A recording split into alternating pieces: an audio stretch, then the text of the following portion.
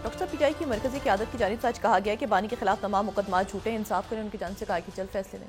देखिए, अदालतों के फैसले बड़े अहम हैं जी। और साथ ही ये कि तहरीक इंसाफ की हिकमत अमली क्या होती है आने वाले दिनों में।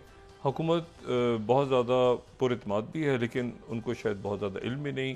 जो तहरीक इंसाफ के बहुत से रहनुमा हैं, उनको भी एक फ़ाइनल स्ट्रेटजी का शायद अभी तक इल्म नहीं कि ये तहरीक किस अंदाज में चलेगी क्या, लेकिन अगले चंद दिनों में ये क्लियर हो जाएगा। ये मैं आपको बताऊं कि आसियान ममालिक जो हैं, जहाँ पे ये इजलास हो रहा है, इसमें से 4 मुल्क ऐसे हैं जो ऑलरेडी ब्रिक्स के पार्टनर्स बन चुके हैं। मलेशिया, इंडोनेशिया, वियतनाम और थाईलैंड, ये ब्रिक्स के पार्टनर्स बन चुके हैं आसियान ममालिक। जितना ज़्यादा अमेरिका सक इन हो रहा है यूरोप के अंदर एक बार फिर, क्योंकि देखें प्रेसिडेंट पुतिन के ऊपर कातलाना हमला और वो एग्जैक्ट उस वक्त होना जब वो उस इलाके में मौजूद थे जिसके बारे में ऐलान नहीं किया गया था पहले। तो किसने उनको इंटेल दी, क्या हुआ, ये वो बात है जिसके बाद प्रेसिडेंट ट्रंप ने वो क्रेजी वाला ट्वीट किया था ना कि क्रेजी हो गया है पुतिन और मुझे नहीं पता, और ज़ेलेंस्की मुंह खोलता है तो उसके मुंह से हमेशा गलत बातें निकलती हैं। वो जो सोशल ट्रुथ पे उनका एक मैसेज आया था। तो ये आप समझें कि ये उसके बाद जो जिस तरह रिटेलिएट किया है रशिया ने, तो उस दौरान फिर ये प्रेसिडेंट ट्रंप का आता है। इसको देख के अंदाज़ा नहीं होता कि प्रेसिडेंट ट्रंप को पता है, और ये मॉस्को में भी ये तासुर है कि प्रेसिडेंट ट्रंप को इल्म नहीं था, या कोई मगरबी मुल्क उनके ऊपर उंगली उठाई है रशियंस ने, या ये है कि वो कहते हैं कि कोई ऐसे लोग अमेरिका के जो प्रेसिडेंट ट्रंप के कंट्रोल में नहीं है। इस वक्त पेंटागन है ना, पेंटागन के अंदर एक बहुत बड़ा जो है ना वो फटे पड़े हुए हैं बहुत ज़्यादा, और जो सेक्रेटरी डिफेंस हैं पैटी हेक्सेट, उनके डिपार्टमेंट में बहुत ज़्यादा ये पेंटागन है, उसमें कोल्ड वॉर चल रही है मुख्तलिफ ऑफिशियल्स के दरमियान। एक तो ये है कि जो डैन कॉल्डवेन को इन्होंने 2 साथियों के साथ अपने, उनके 2 साथी थे कॉलिन कैरकॉर, उनके साथ और एक और थे, उनके साथ हटा दिया था अपने ओहदों से। तो उसके बाद ये मामला खड़ा हो गया था कि इनकी क्या जासूसी की गई है, क्योंकि इनकी बाकायदा गुफ्तगू रिकॉर्डिंग्स, ये आगे पीछे क्या बातें कर रहे हैं एक दूसरे के साथ, ऑफिस में बैठ के क्या बात कर रहे हैं, तो इनकी बाकायदा जो है वो जासूसी इन अ सेंस के प्रॉपर इनकी गुफ्तगू रिकॉर्ड करके उसके बाद इनको हटा दिया गया था। लेकिन फिर उसके बाद ये कि पैटी हेक्सेट के जो 2 बड़े करीबी इस वक्त साथी हैं, एक तो ये कि फ़ौज में रहे हैं पहले, एरिक ग्रेसी को फ़ौज से आर्मी में रहे हैं और वो इनके राइट हैंड हैं। तो और ये एक तरह से आप समझ लें कि उन्होंने इनको पैटी हेक्सेट को एक साथ काम भी किया है, मुख्तलिफ जगहों में सर्व भी किया है, और वो इनके बड़े करीबी उनके दरमियान। और रिकी बुर्निया जो हैं एक और इनके साथी, उनके दरमियान जो है वो बड़ी सख्त आपस में लड़ाई हो रही है पेंटागन के अंदर। और वो कोल्ड वॉर के नतीजे में जो है वो यह है कि पेंटागन का काम सारा रुका हुआ है, और यहाँ तक रुका हुआ है कि अच्छा, एक तो आपस में हो रही है, पेंटागन में फटा पड़ा हुआ है, पेचा पड़ा हुआ है, और दूसरा ये है कि पेंटागन और वाइट हाउस भी बहुत ज़्यादा इत्मीनान नहीं कर रहा पेंटागन के मौजूदा, यानी वाइट हाउस और प्रेसिडेंट ट्रंप बहुत से मामलात पे पैटी हेक्सेट को, क्योंकि ये सारा जो भी कुछ हुआ है तो उसके बाद वो इनको भी बहुत ज़्यादा इत्मीनान में नहीं ले रहे। तो एक मामला जो है वो वहाँ पे विद इन पेंटागन जो है वो काफ़ी जो है वो प्रॉब्लम्स हैं वहाँ पे।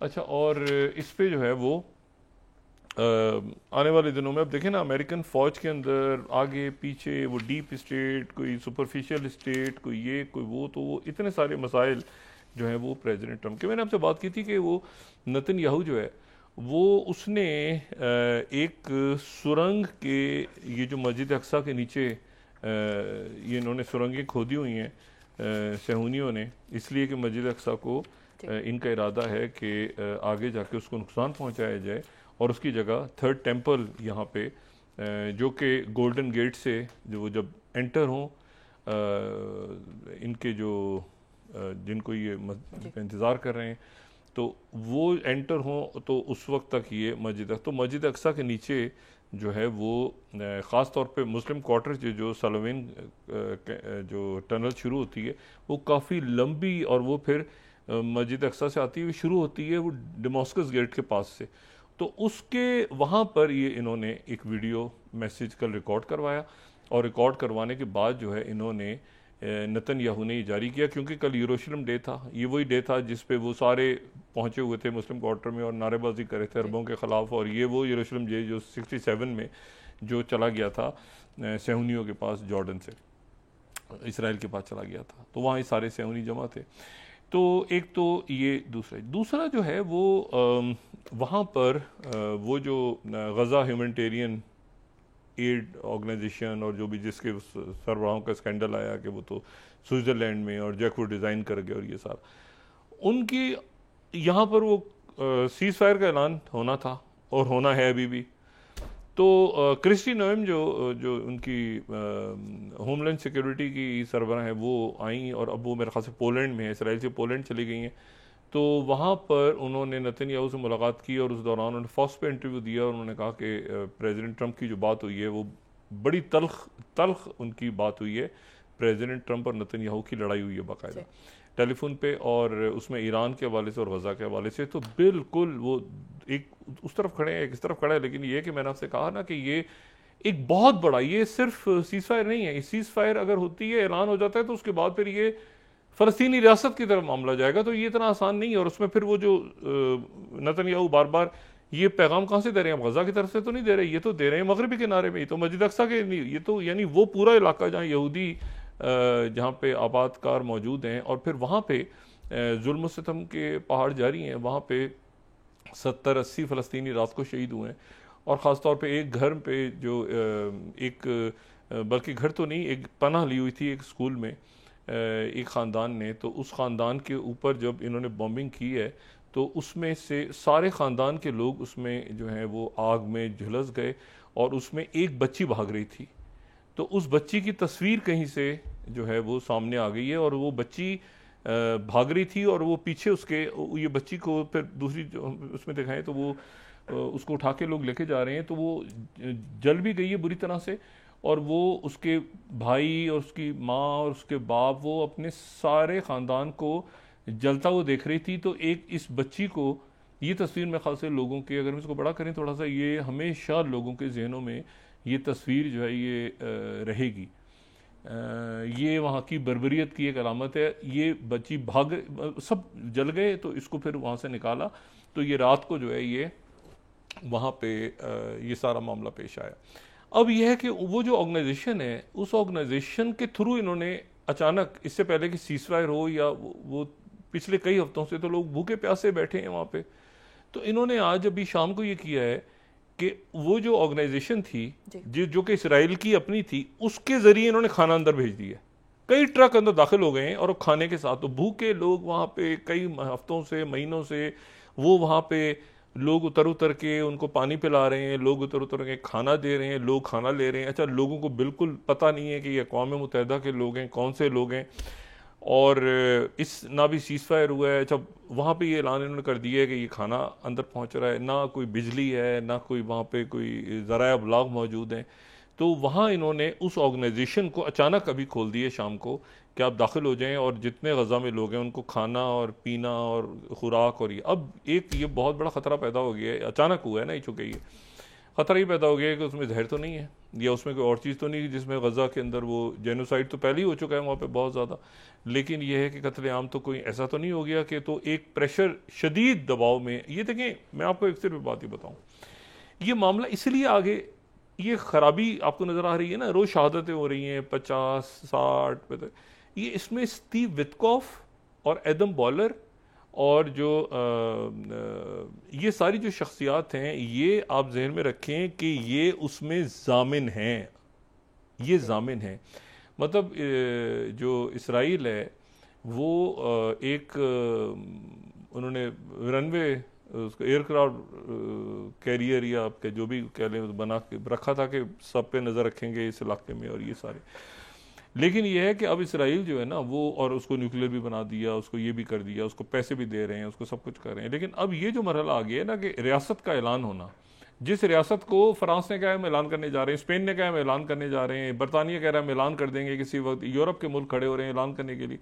और यहाँ पर प्रेसिडेंट जो ट्रंप हैं उनकी इज्जत दांव पे लगी हुई है कि मैंने स्टीव विटकॉफ को, एडम बॉयलर को, अपने दोस्तों को, बिजनेसमैन को, ये पैसे पहुंचे नहीं है उनके पास। ये आप छोड़ दें ये डोम वोम कब बनेंगे, ये पैसे अभी जाने हैं, अभी तो सिर्फ जहाज गया है।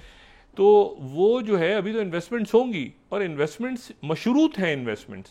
मैंने आपसे कहा ना प्रेसिडेंट ट्रंप यहाँ आए हैं, वो इसराइल नहीं गए, वो तो प्रेसिडेंट ट्रंप के साथ, लेकिन वो उनकी डीप स्टेट क्या सोच रही है, वो ज़ायनिस्ट लॉबीज क्या कर रही हैं, इसको डिले क्यों कर रही हैं। तो या तो ये कि प्रेसिडेंट ट्रंप अचानक से ऐलान करेंगे, अगर ऐलान नहीं करते तो यहाँ मशरिक वस्ता डिस्टेबलाइज हो जाएगा। ये आप जहन में रखें, क्योंकि आज तमाम दिन उधर जब आग लगी है रात को, तो आज तमाम दिन एक बार फिर हूतीस के जो मिसाइल हैं उनसे और ड्रोन से वो गूंजता रहा है पूरा इसराइल। तल अवीव, बेंगोरियन एयरपोर्ट, ये साउथ की बंदरगाह, उधर हैफा के ऊपर, हैफा जो है उसका हम जिक्र पहले भी कर चुके हैं। ये हैफा जो वही है जहाँ पे वो बहाउद्दीन जो भाई भी लेके, जहाँ पे भाई मसलक के जो वहाँ पे रूहानी पेशवा हैं उनका मज़ार है वहाँ। तो मैं सिर्फ ये कह रहा हूँ कि ये हैफा के ऊपर बाकी जगहों पे हर जगह पे ये आज हूतीज़ ने खोल दिया। लेकिन उसके नतीजे में अगर ये बात आगे नहीं बढ़ती, देखें तैयब उर्दगन इसमें जामिन है और इसराइल के खिलाफ उनका बहुत बड़ा स्टांस है, बल्कि ना सिर्फ इसराइल के खिलाफ है, हमास की क़यादत भी वहाँ मौजूद है।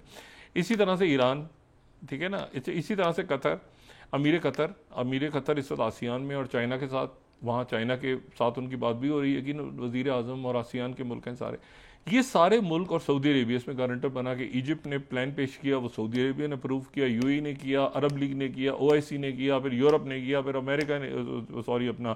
अमेरिका ने भी कर दिया, फिर उसके बाद चाइना, रशिया, पूरी दुनिया। तो पूरी दुनिया जो है वो क्या, उसे एक नतन्याहू नहीं काबू में आ रहा।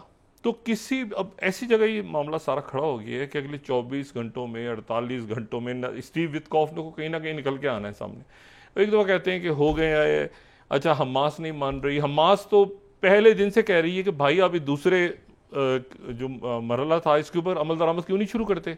आपने आते ही, आपको पता नहीं इन्होंने आते ही क्या किया था, प्रेसिडेंट ट्रंप ने आते ही इन्होंने कहा था स्टीव विटकॉफ जाओ और जाके जंगबंदी का शुरू करवाओ। ये वो जो बाइडेन दौर के मुआहदे थे कि 3 मराइल में जो है ये सीज़ फायर होगी और आगे मामला जाएगा, तो वो उस पर भी तैयार हो गए। फिर उसके बाद ये बात हुई कि जी टेक्नोक्रेटिक सेटअप, उसके ऊपर भी नाम सारे बनने शुरू हो गए, सारे हो गए तैयार। उसके बाद इन्होंने कहा कि जी वो असला सारा फेंक दें, तो असला सारा फेंक दें और वो इसराइली फ़ौज घुस जाए तो कोई गारंटी तो हो नहीं। तो वो स्टीव विटकॉफ मिलकर आ गए थे एडन अलेक्जेंडर के साथ, रिहाई इसी बात पे हुई थी, एडम बॉयलर की। तो अब जो है वो एक ऐसी जगह ये अपनी तस्वीर उतरवा रहे हैं। अच्छा, तस्वीर में जो गए हैं ना यहाँ पे, ये जब ये सुरंग के अंदर से मैसेज ये भेज रहे हैं, रिकॉर्डिंग बड़ी अजब सी है कि ये बड़ी एक शैतानी सी मुस्कुराहट सड़क पे लाके, अपने मुंह पे लाके कहते हैं सुरंग के अंदर कि मैं आपको सबको बताना चाह रहा हूँ कि अगले 24 से 48 घंटों में आप एक बहुत बड़ी खबर सुनेंगे मेरी तरफ से। तो अब वो बड़ी खबर क्या ये थी कि शहादतें हो गई, या ये थी कि उन्होंने खाना अपनी ही एक टीम के जरिए अंदर भेज दिया है जिसके ऊपर सऊदी अरब और बाकी मुल्कों के शदीद तहफ़्फ़ुज़ात हैं और अक़वाम मुत्तहिदा के भी किसी मुआहदे का हिस्सा नहीं था। तो ये अब, और सबसे बढ़ के बात यह है कि अगर प्रेसिडेंट पुतिन को कुछ हो जाता उस दिन, और उसका सबूत जो रशियन इंटेलिजेंस कह रही है कि इस पे अभी हम बात नहीं कर रहे, लेकिन इतना हमें पता है कि प्रेसिडेंट ट्रंप को इस बात का इल्म नहीं था, और हम प्रेसिडेंट ट्रंप को हमने ये बता दिया है या बताना है स्टीव विटकॉफ को क्या कि इसमें आपकी इंटेलिजेंस और कौन से मुल्कों की इंटेलिजेंस थी जो कि प्रेसिडेंट पुतिन को हिट करने जा रहे थे 20 तारीख को। तो बड़ी अनसर्टेनिटी है। मैं आखिर में सिर्फ प्रोग्राम का इख्तिताम जो है एक फॉरेन पॉलिसी जो है उसके हवाले से, मुझे तो ये बात बड़ी मेरे लिए हैरान कुन है कि मैं यहाँ पे 49 न्यू इंडियन एक्सप्रेस दिखा रहा हूँ कि अमेरिकन एम्बेसी ने इंडियन स्टूडेंट्स को कहा है कि ड्रॉपिंग आउट और क्लासें छोड़ोगे तो वीज़ा ख़त्म हो जाएगा तुम्हारा। अच्छा, ये तो बड़ी एक बहुत ही अजीब सी बात है कि ये अगर बच्चे हैं क्लासों से निकलेंगे, घूमेंगे फिरेंगे, तो अगर वो इधर उधर जाते हैं कहीं तो उनका जो वीज़ा है वो कैंसिल हो जाएगा। अच्छा, ये इंडियन जो देखिए ना, ये तो इनको उठाना चाहिए इंडियन प्राइम मिनिस्टर मोदी को कि भाई ये आप क्या कर रहे हैं।